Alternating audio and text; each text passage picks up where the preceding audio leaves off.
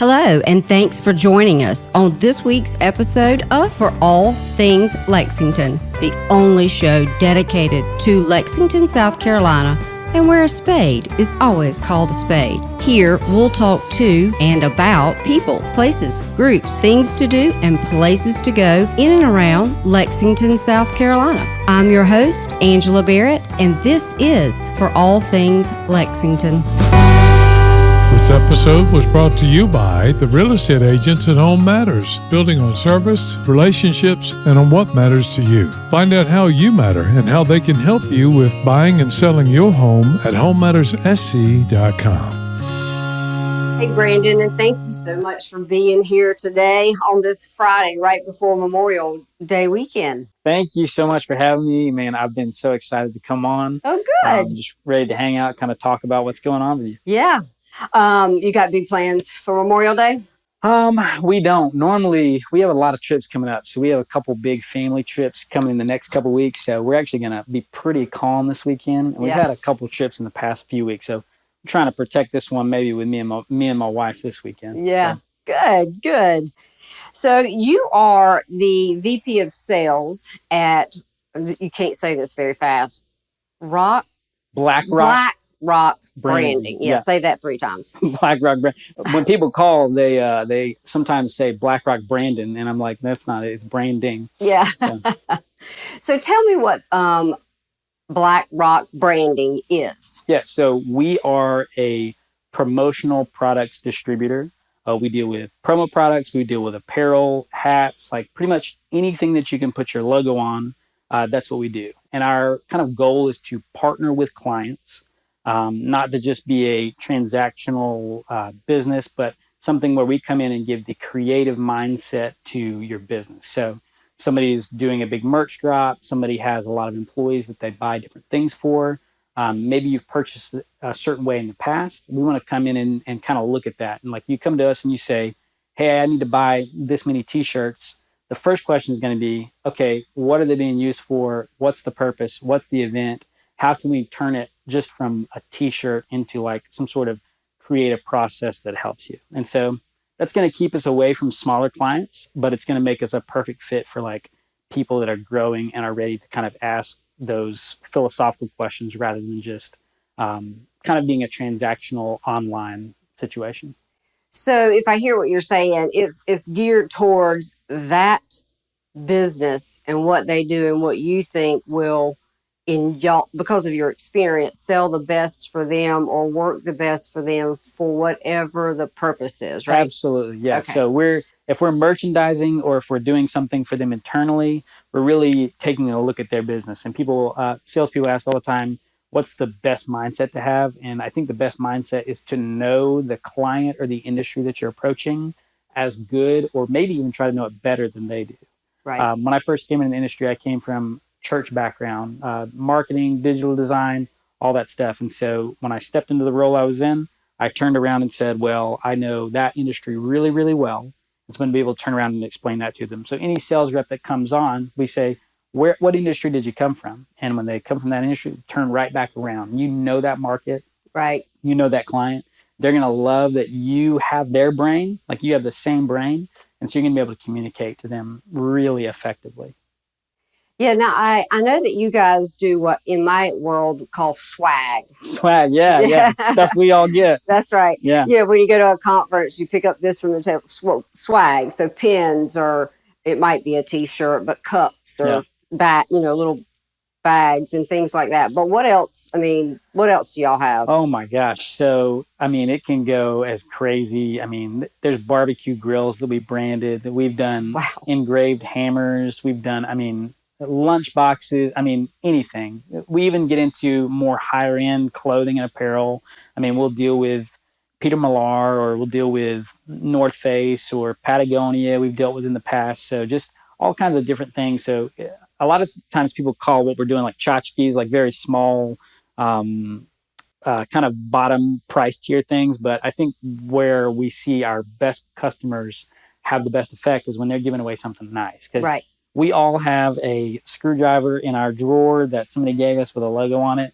but very few of us have something nice that we've been partnering with the client to get. So we're trying to find the best place for that client to give something that's going to give a wow factor to Right. Whoever they're working with, or maybe their employees internally. I mean, there's people that come to us all the time and they want us to, they want their employees to come and purchase their branded merchandise from us. And we're like, your employee wants you to get that branded merchandise for them. They're ready to be, kind of celebrated by you. So we're here to help grow your business. At the end of the day, we grow our business by growing other people's business. Right. If we're selling you a bunch of t-shirts, if we're selling you a bunch of hats and your business isn't growing, we're doing a bad job, or maybe the creative process is off. Maybe we need to like redirect in a certain way. And so we're trying to position ourselves as the best clients we have.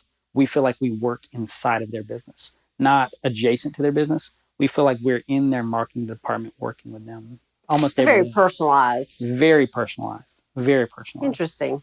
Now, I fell in love with, I was on the website taking a look at some of the things that y'all had. And one of them was, it was a name badge, but it was a chalkboard name badge. Badge. And what a great idea. I mean, instead of paper you're wasting every time you have something, your logo's on it or whatever. And then they just write their name on it. Most creative things. And so we'll go to these big shows where you just see the most creative, like new things that you've ever seen. And a lot of times you see something and you come back and you're like, I want to sell this product to somebody. There was a long time where somebody showed us a bottle that had a magnetic cap on the lid, and it blew me away. And I've seen a few like that before, but I didn't care who it was. I was like, somebody's got to buy this thing because it is the coolest thing. So you see stuff like that all the time in our industry, things you never thought of. Right. But now I have to say what my favorite is the mop head screen eraser. Yeah. I think that's the coolest thing I've ever seen. Are you talking about the pen? I guess. Yeah. I think it said screen eraser and stylist or whatever it is. But you'd be surprised at how many of those get sold. I love that thing. I started to call you back and say, hey, bring me one of those. No, we have a ton of those. And, we're working on a project right now where we can customize that thing from top to bottom. So it can look however anybody's asking for it to look. Any business, any hairstyle, like any color on it, like you can do anything you want to with it. And so, it's crazy how many of those we sell, actually. It's kind of weird. And I saw where y'all could even do like, big, what I call tailgate tents. Custom and all that. That's pretty cool. Yeah. So when I came into church stuff, churches buy outdoor tents, flags. And so I did a lot of that starting out, and our team still does to this day too. So tents are not something that is, it's probably a monthly venture for us to be selling tents or displays or something like that to somebody. Yeah, because it's hot in South Carolina. Oh yeah. You won't be outside without a tent. Right. So what is a dinner box? I saw that on the website. So I would assume, we sell about 1 million products. So I would assume what a dinner box is we even get so creative into food categories. So a dinner box is probably a box with certain things that'll go along with a dinner night that are kind of probably unperishable, but they'll kind of act in adjacent to it. There's probably a recipe in there, but in all of that stuff, your logo is going to be kind of spread throughout there. There may be some utensils, some spices, or maybe a barbecue set or something like that, but it's going to come delivered to your house. When it comes to food, one of the best things is I saw this last year. There is a one of our vendors that we go through. They provide a branded cookie tin. Mm-hmm. So you're say you have a company, say you have 100, 200 employees, you got a lid on that tin. It's going to be your logo. And what's going to happen is at the end of the year, you send us your list of all your employees, their birthdays. And then on their birthday, they all individually get drop shipped the tin with fresh cookies in the tin throughout the year. So big employer who needs something to do for their birthdays and doesn't have a really good creative idea, and you don't want to have to keep up with it on the calendar. You don't have to keep going to Publix and buying a cake every day. Yeah. You send a list in. And so now, do y'all do the mailing, or the vendor that is, y'all make the tins and the vendor? Yeah. So we work a lot with vendors. Things that we do in-house are going to be things that we do in house are going to be a lot of apparel decoration. When it comes to creative projects, we're looking for our partner vendors that exist in our industry to kind of help with that process along. And so, so depend on if you need something food, if you need something drinkware, depends on what that is. We're going to partner with a vendor to like help bring that creative process to you. Think of us a lot like a housing contractor. You know, you've got a bunch of different things that are going on. You got your floor, electrical, you got your sheetrock. We are the contractor for all of your brand needs. Any creative idea that comes to your head, send your rep an email, and they're going to make that into reality. And never have I seen a creative request that was not able to be produced. So if somebody had a company and they wanted to send out, they've got 500 clients, and at Christmas, that's when they try to get them a little something. Yeah.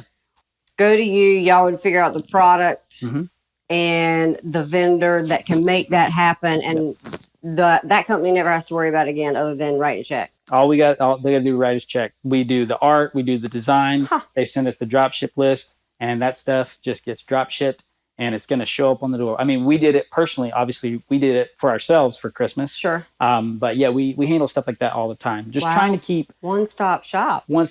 Headaches going away. Like, we don't want you to have any headaches. You are trying to like run your business, and we are trying to help you take away all these like crazy little awful details that you have to deal with on the day-to-day, right? The things that keep you away. Pretty big projects. But it's keeping you from doing like the real work that you have to do. Right. So our goal is to get you back to those real kind of motivations. Right. Now I saw where y'all did uniforms. What kind of uniforms? I mean, we're doing a ton of uniforms. So we're working on a big project where we're doing FR for a particular group of co-ops in South Carolina. So we're doing all their fire repellent uniforms across the whole state. Wow. So drop shipping those to all the people that need them. Wow. Yeah, and then any kind of uniform. I mean, we've done chef coats. We've done, work shirts, Carhartt. Surely baseball. We do a lot of sports teams. We do sports teams every day of the week. So since the owner is in Dixie, the Dixie Youth. Lexington Longhorns, they get a lot of branded stuff from BlackRock. Good. And even into the schools too. You know, we do a lot with Lexington High School. We do almost everything with Gilbert now. Oh, good.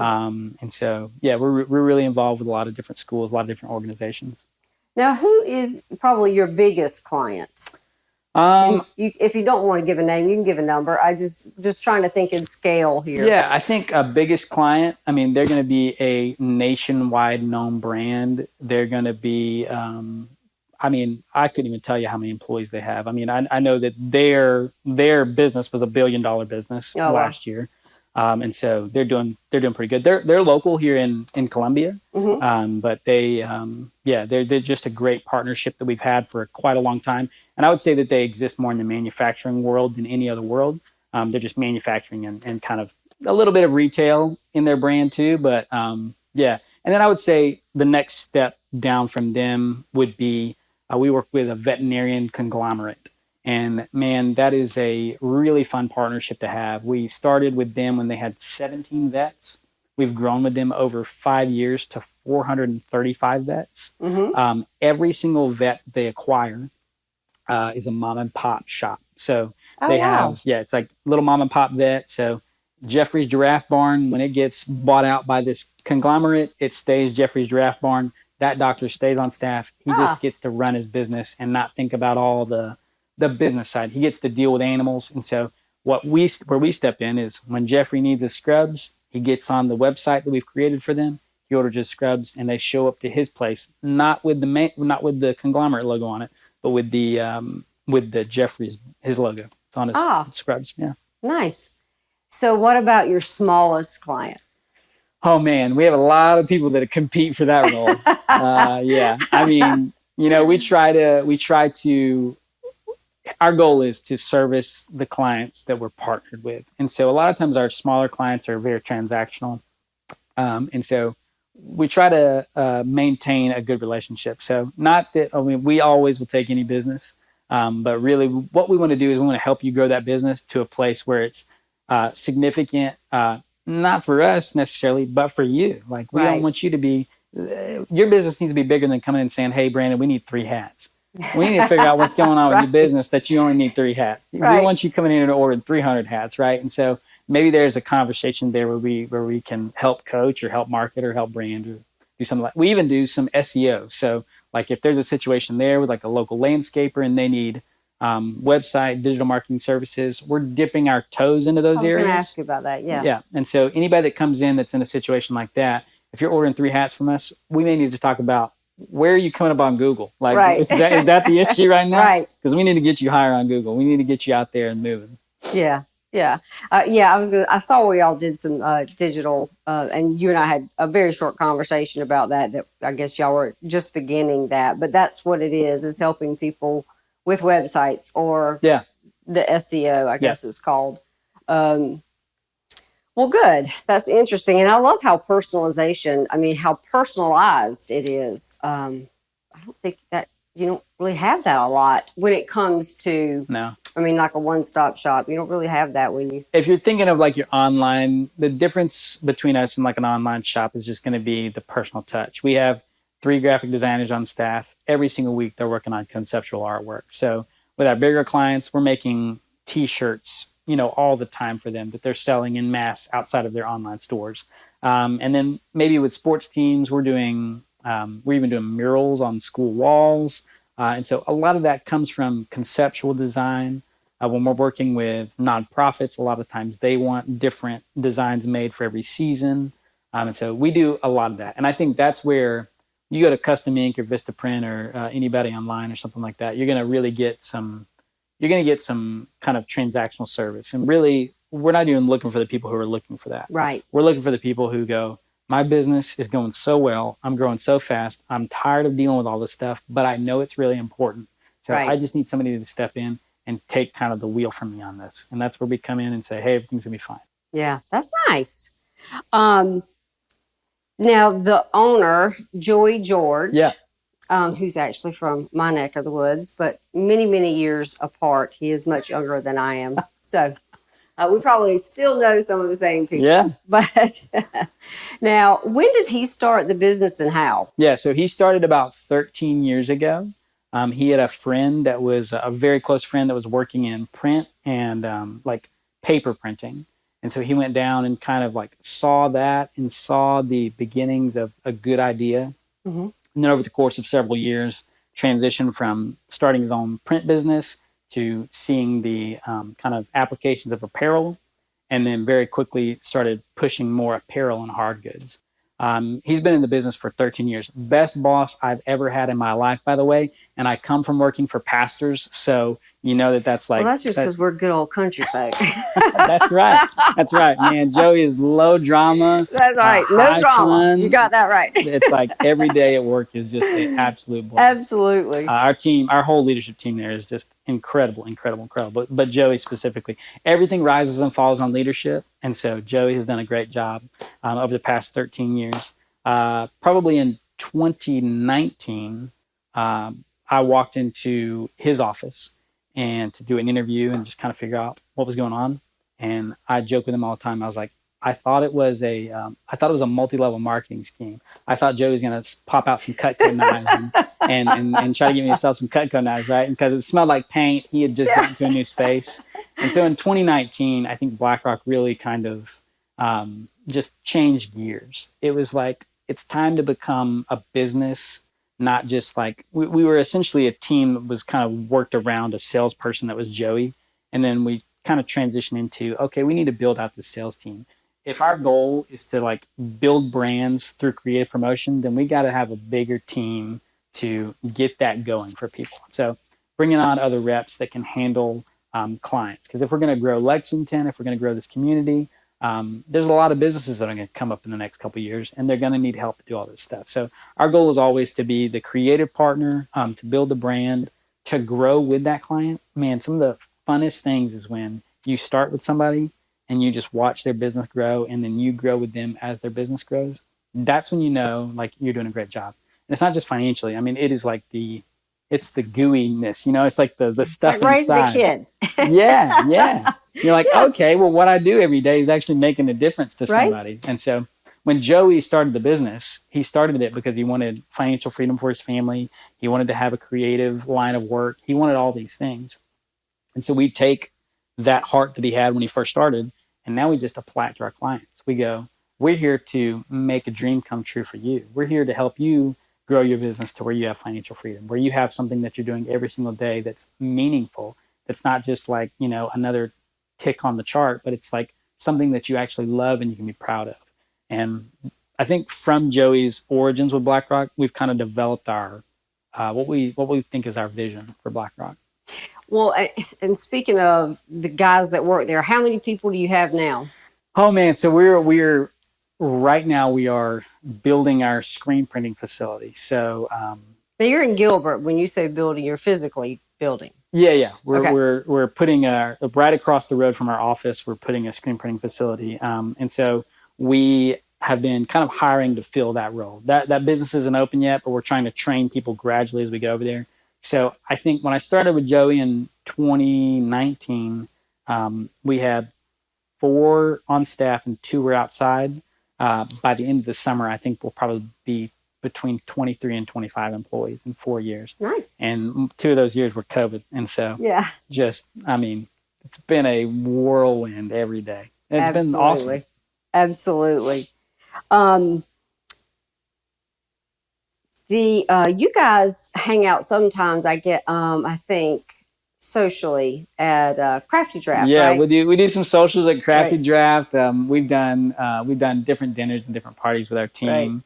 Right. We take a few trips a year, and so those are promotional product shows that we'll go to, where vendors are set up and they're selling to us as distributors. They're like, hey, here's all these creative products. Yeah. It's like, it's a really fun day where you see a bunch of pins that do all kinds of crazy things and all different kinds of shirts. And so we really, really value like the social kind of construction of our team. One thing that we say all the time when we're doing interviews is we value chemistry over competency. We still value competency, but we value chemistry first, because somebody can be really great at their job, but if they are a terrible hang, if they are a terrible, when it comes to the social relationships, right, then obviously it's just never going to work out. And so really value people that are here to care for people, really value people that are just like all into the company, that are really wanting to help grow it and then grow the other businesses that we're in partnership with. Right. And I think one of the things, I know my husband and I talk about this a lot as well with other people, but work ethic. I mean, you can't teach it. It's either there or not. Yeah. And I'm sure, but work ethic also goes along with how people think.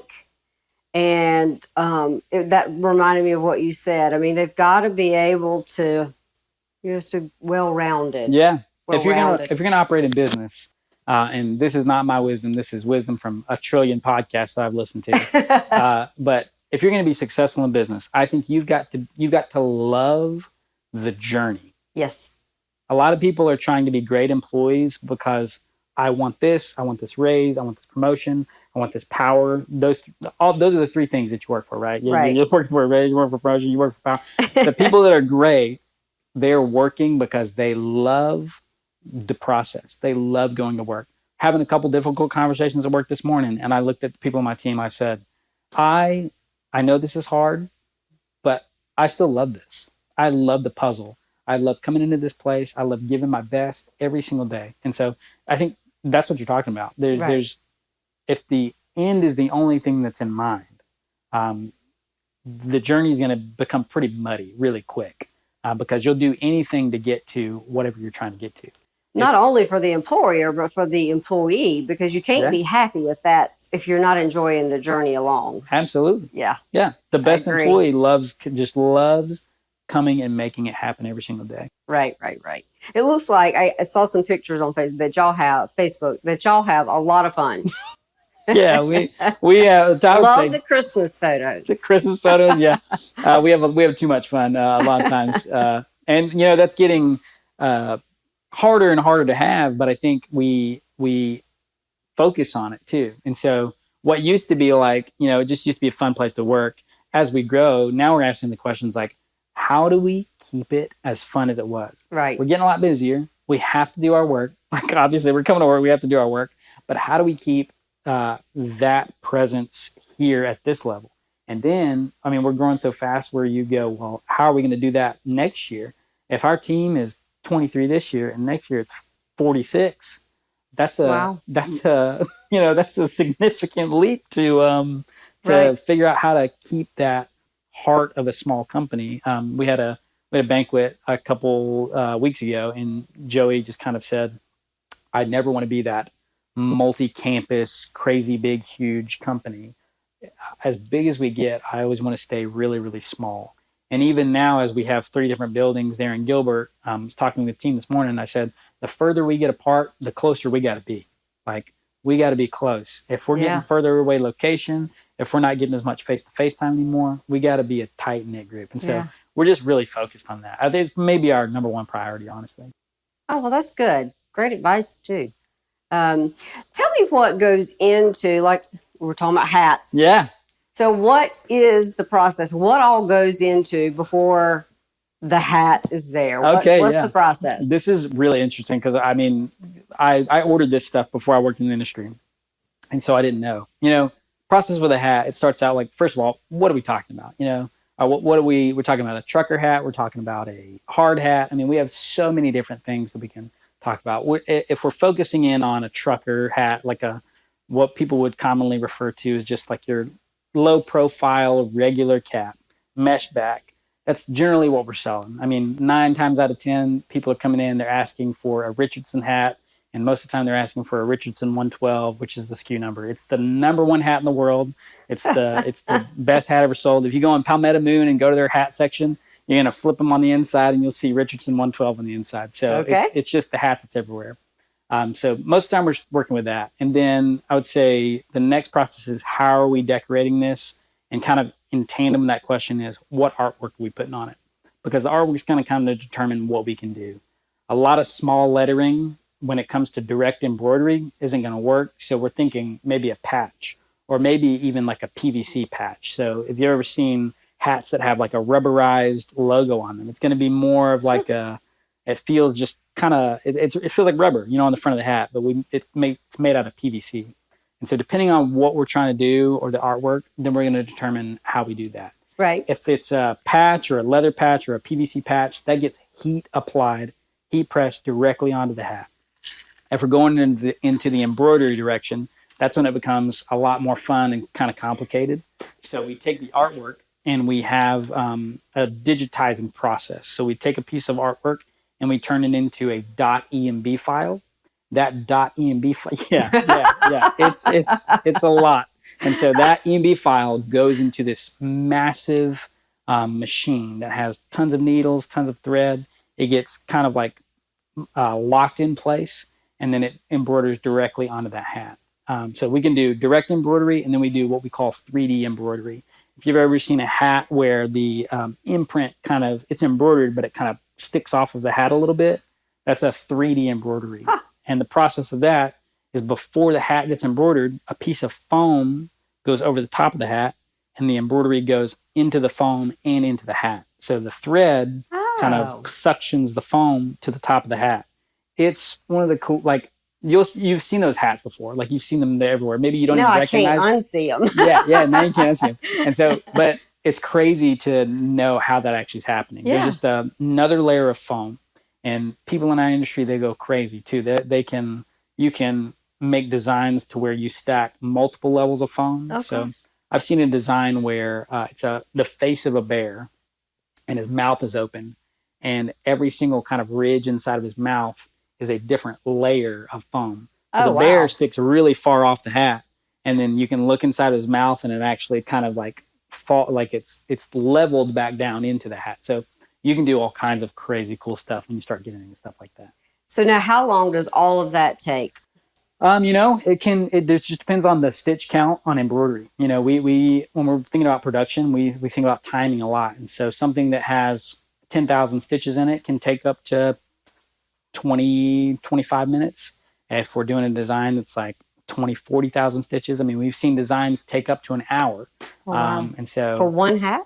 Probably not on a hat. I don't know if we could fit that many stitches on a hat, but definitely think of like a denim jacket. Oh, okay. Or like a bag, something like that. Yeah. Oh, wow. The designs can take an hour. And so machine can hold, we have an 8 head, we have a 6 head. And so you can, on the 8 head, you can do 8 different things. On the 6 head, you can do 6 different things. And then we have a couple singles. So at BlackRock, we have 17 slots that we can run production in at any given point. Huh. Interesting. No, like I said, I can't unsee it, but it will be the first thing I look for now when you're looking at hats. I'm like, ooh, what's that? Yep. Ooh, what's that? Yep. Yeah. And one day I'm going to send you a picture and go, what's this? Yeah. You'll see it everywhere now too. And kind of in the same process, you'll start looking at how things are decorated when it comes to apparel. So if it's embroidered, obviously, you know what that looks like. But there's the difference between screen printing and there's a lot of heat press today. And heat press is like a digital transfer that's industrially applied to a shirt. And so sometimes, like if you're at Target, you'll feel a shirt, and the shirt will feel kind of soft and almost like a part of the material. And then you'll feel another one that's a little slick. It's more slick and has a little harder hand, and that's going to be a heat press design.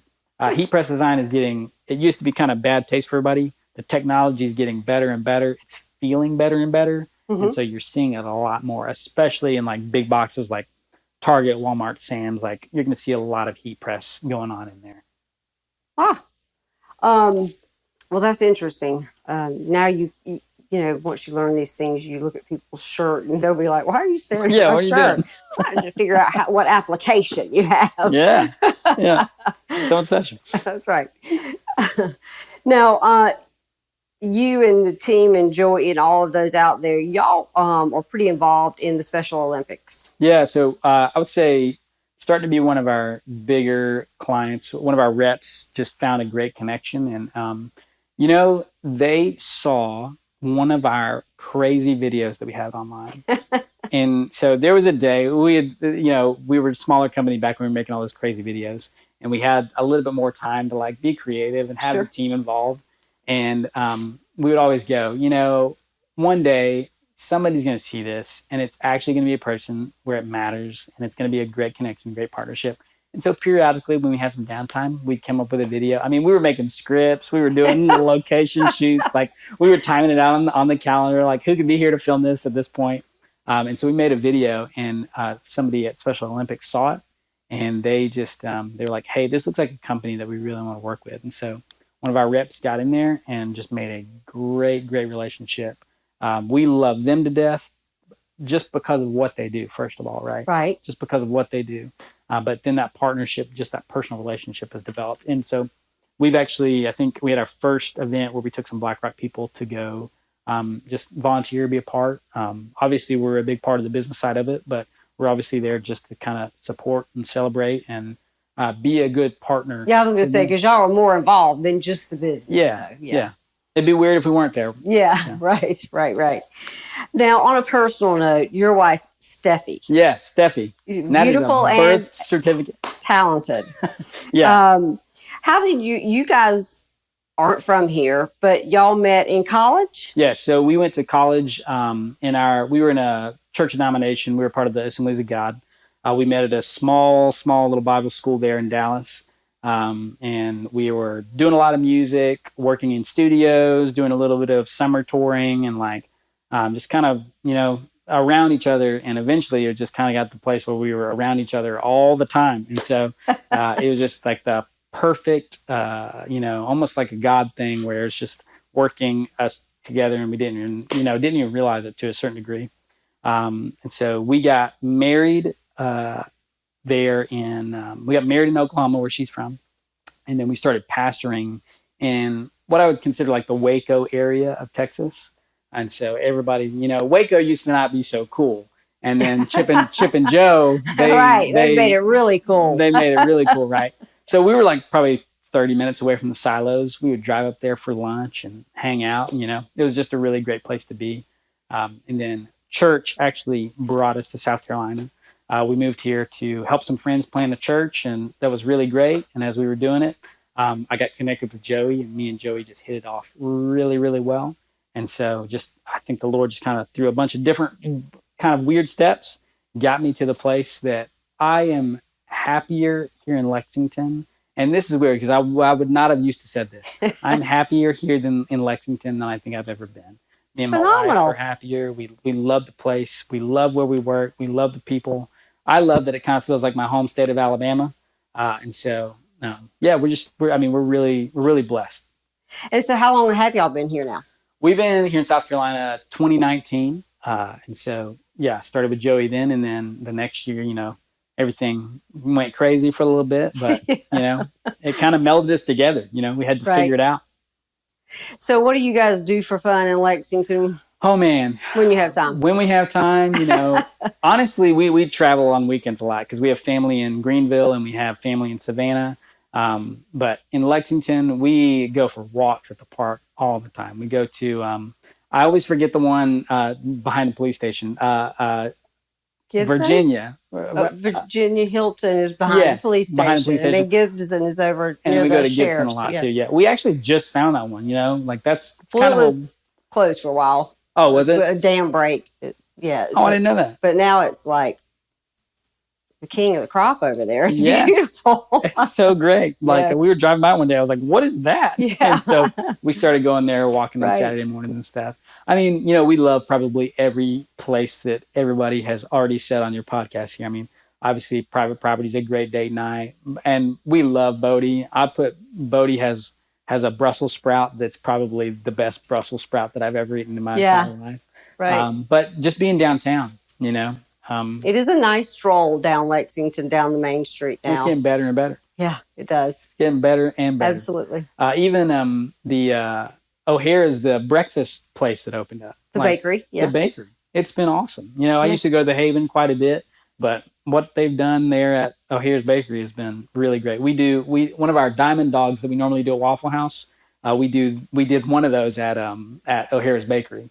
So. Yeah, I was going to ask you, tell me about the Diamond Dogs meetings. Yeah, so with BlackRock, we stole this from a TV show, Ted Lasso, that all of our staff kind of watch, and it's a great leadership show too.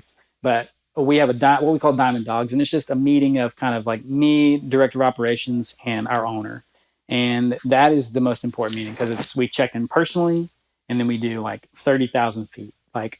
What are things that we need to talk about that are going to change the course of the business? And we do it every single week, checking on each other, checking on the business. And if you have a team and you don't have a Diamond Dogs meeting, a very private meeting where you can be not 100% honest, but 1,000% honest. Hey, this is how I feel. This is where we're at. This is where we need to go. You got to have that meeting because people need some honesty. And if you're transparent and honest with people, man, they will follow you forever. And credit to Joey because he is cultivating those kind of relationships with BlackRock. But that's Diamond Dogs. So we do it at Waffle House. I like the Diamond Dogs meeting. That's great. We do it at Waffle House, 8 a.m. I was going to ask you how your waffles were this morning. Yeah, they were delicious. They were great. I love waffles. As always. But I get the same thing every time. Chicken milk plate scattered, smothered, and covered. It does not matter what time of day it is. You were prepared. You just ripped that off. I've been saying it for years. I love waffles. Yeah, absolutely. Well, I am so grateful that you came today. This has been great. And I can never look at a hat or a shirt the same because now I'm going to be wondering how it was done and how long it took to do it. But can I just say, too, a testament to what you're doing. This is awesome. Thank you. And if people are listening right now and they need to get in touch with you and they need to get on this thing because the intentionality you have, the professionalism here, the heart that it's not really seeking anything. It's just seeking to have conversations. That is like such a breath of fresh air. And that is going to be like why this is so successful. I know. Thank you. I can tell you're a dreamer. And sitting here, you're looking 5 years down the road at like what this could be. And I think that what you're doing right now, the small steps you're taking, it's gonna be a blessing not only to you but to like everybody. Well, I appreciate it. Like I said, this is really just to get for people. There's a lot of people out of state coming in town, and then you have even people in Lexington who don't branch out, who don't know. Yeah. And I think a lot of the businesses, in order to help them. And get their story out is to learn more about them. Yeah. It's not just what they do. I mean, not many people care. I mean, I think it's really interesting, but some people don't care how a hat's made and how long it takes. But to know the story behind you and your team, I think is important. And anyway, that's what it's all about, and I'm having fun doing it. So thanks for being here. Thanks for having me. Thanks for hanging out with us today, and we hope you enjoyed the show. If you'd like to be a guest on our show or have a person, business, charity, organization, idea, or an event that Lexington needs to know more about, email us local@forallthingslexington.com. That's local@4allthingslexington.com. This episode was brought to you by the real estate agents at Home Matters, building on service, relationships, and on what matters to you. Find out how you matter and how they can help you with buying and selling your home at homematterssc.com.